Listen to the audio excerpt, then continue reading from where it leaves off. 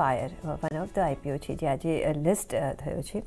હવે એમની થોડી ડિટેલ્સ આપી દો. 48 થી 52 રૂપિયા પ્રતિ શેરની પ્રાઇસ બેન્ડ હતી અને 52 રૂપિયાની આસપાસ જ આ લિસ્ટ થયો છે, એટલે એટ પાર લિસ્ટ થયો છે. લોટ સાઇઝ 288 કરોડની હતી. એમાં OFS છે 50 કરોડનું અને 5.27 કરોડનું સોરી અહીંયા એક OFS પણ છે અને ફ્રેશ ઇસ્યુ બી છે. 300 કરોડનું એક ટોટલ અહીંયા આપણે જોયું છે કામકાજ. પણ આજે જો કાઉન્ટર પર નજર કરો, ઓલરેડી 9%ની ઉપરની તેજી સાથે અત્યારના કામકાજ કરી રહ્યું છે. અને આ જે કંપની છે એ વાયર્સમાં છે એઝ ધ નેમ સેઝ, પણ વધારે આપણે ડિટેલ્સ લઈશું. વિદ્યાવાયરના ચેરમેન અને whole time director Shyamsundar Rathi અને મેનેજિંગ ડિરેક્ટર શૈલેષ રાઠી આપણી સાથે જોડાઈ ગયા છે. સર, બહુ સ્વાગત છે આપનું CNBC બજારમાં અને મેની કોંગ્રેચ્યુલેશન્સ કે તમારો આજે કાઉન્ટર લિસ્ટ થઈ ગયો છે. શ્યામસુંદર રાઠીજી, પહેલાં તમારી પાસે આવીશું. પહેલાં તો જો તમે દર્શકોને સમજાવી શકો કે તમારી કંપની કામ શું કરે છે, શું નેચર ઓફ બિઝનેસ છે? અમારી કંપની ઘણા બધા કોપરના પ્રોડક્ટ્સ મેન્યુફેક્ચરિંગ કરે છે. ટોટલ અમારી પાસે અત્યારે 18 પ્રોડક્ટ છે. આમાંથી enamel copper winding wires, copper strips, PV ribbon, bare copper wires and આ હિસાબના ઘણા બધા બીજા પ્રોડક્ટ્સ પણ છે. ઓર એક્સપેન્શનમાં અમે બીજા 6 નવા પ્રોડક્ટ લઈએ છીએ. Total putting together all 18 product થઈ જશે. ઓકે. અને શૈલેષજી, કઈ રીતના આનું એન્ડ યુઝ હોય છે? આ બધા જે તમે પ્રોડક્ટ્સ બનાવી રહ્યા છો, હુ આર યોર બાયર્સ, કયા પ્રોડક્ટ્સમાં યુઝ થાય છે?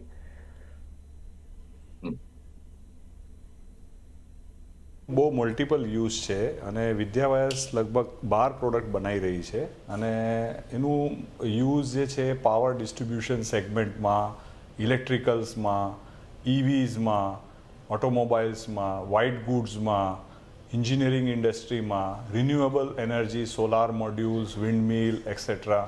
તો ઘણી બધી વાઇડ એનું યુઝ છે અને કંપનીના પાસે જે પ્રોડક્ટ છે એ બધા ઓલમોસ્ટ ઓલ આ ઇન્ડસ્ટ્રીમાં જતા હોય છે.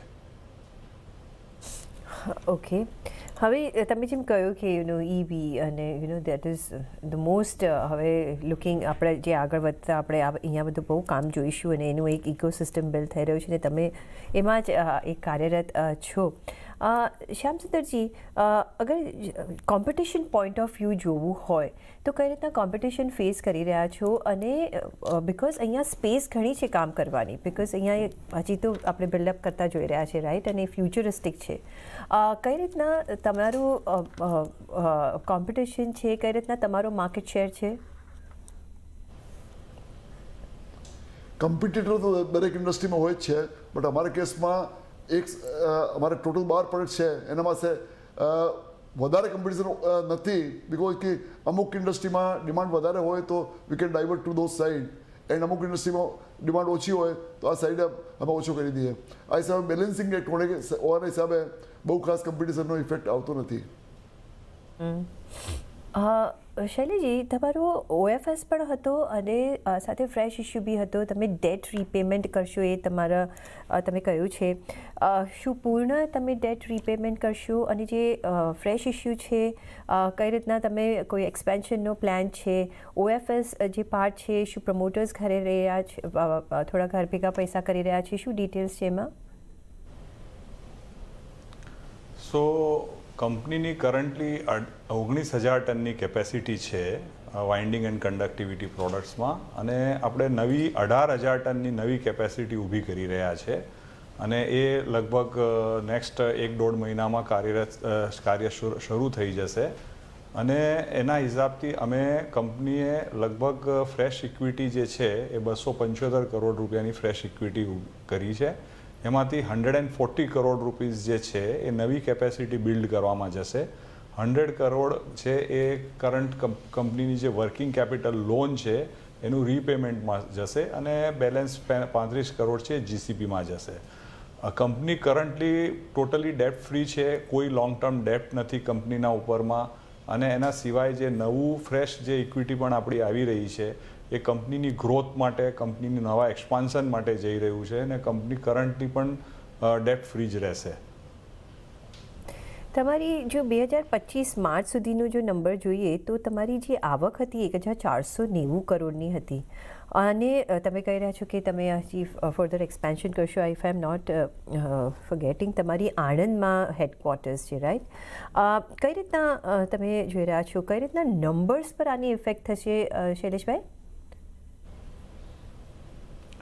તો કંપની કરન્ટલી 1500 કરોડનું ટર્નઓવર કરી રહી છે એપ્રોક્સિમેટલી માર્ચ 25 સુધી અને ફ્યુચર જતાં આપણી કેપેસિટી લગભગ નેક્સ્ટ યરમાં વી આર એક્સપેક્ટિંગ કે ભાઈ 60 to 65% નવી કેપેસિટીનું યુટિલાઇઝેશન થશે તો એ પ્રમાણે ડેફિનેટલી રેવન્યુ પણ એના હિસાબથી ઇમ્પ્રૂવ થશે તો કંપનીનું જે આજના દિવસમાં જે એબિટા માર્જિન છે તો એ ઓવરઓલ ફ્યુચરમાં કોન્સોલિડેટેડ વેમાં એબિટા માર્જિન પણ ઇમ્પ્રૂવ થશે કારણ કે કંપનીની જે રેવન્યુ આવવાનું છે એ હવે new growth segment new energy સેગમેન્ટથી આવવાનું છે લાઇક રિન્યુએબલથી ઇવીથી પાવર ડિસ્ટ્રીબ્યુશન ને આ બધા સેગમેન્ટથી તો આ સેગમેન્ટમાં ઇન્ડિયામાં પણ ગ્રોથ સારી છે અને ઓવરઓલ ભલે ગ્લોબલી આજે ડિમાન્ડ ઇન જનરલ ઓછી હશે પણ અમારા પ્રોડક્ટ્સમાં બિકોઝ કે આ ઇલેક્ટ્રિસિટીથી રિલેટેડ છે અને ઇલેક્ટ્રિકલ સેગમેન્ટ આજે આર્ટિફિશિયલ ઇન્ટેલિજન્સ એવું કહેવાય છે કે ભાઈ અમેરિકામાં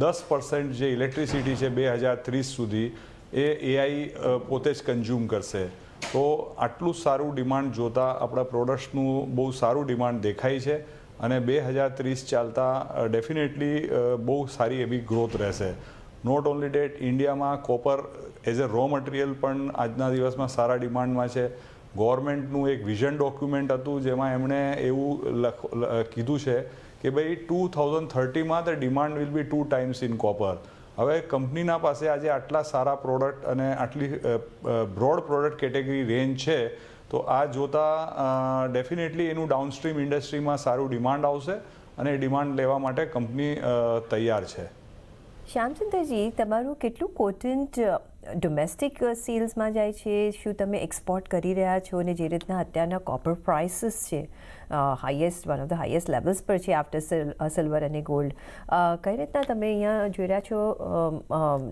ડિમાન્ડ પર સે કેટલું તમે શેર વધારી શકો છો અને કયા રિજનમાં તમે શેર વધારશો શું globally or ડોમેસ્ટિકલી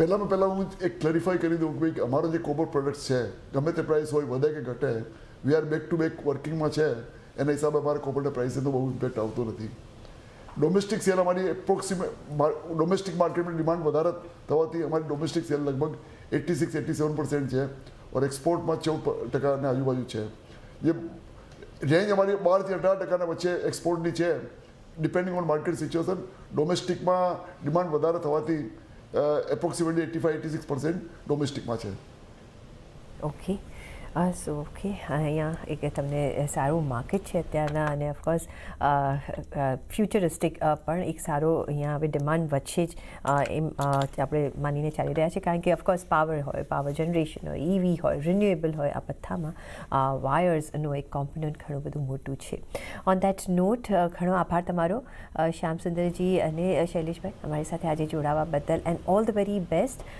for the next quarter ને હવે ક્વાર્ટર આપણે મળતા રહીશું રિઝલ્ટ સિઝનમાં પણ ઓલ ધ વેરી બેસ્ટ